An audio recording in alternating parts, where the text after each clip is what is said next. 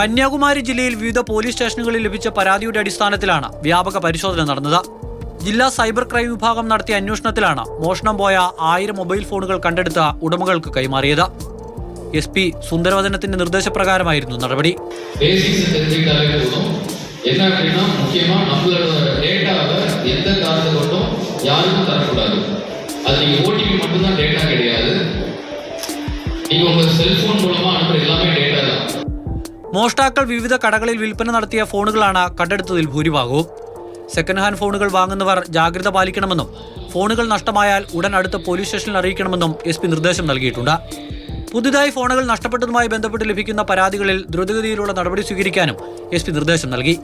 കണ്ടെടുത്ത ഉടമകൾക്ക് കൈമാറിയ മൊബൈൽ ഫോണുകൾക്ക് 1,90,00,000 രൂപ മൂല്യമുള്ളതാണെന്ന് പോലീസ് അറിയിച്ചു. ഈ വർഷം ആദ്യം മോഷണം പോയ 303 ഫോണുകൾ നേരത്തെ ഉടമകൾക്ക് കണ്ടെത്തി തിരികെ നൽകിയിരുന്നു.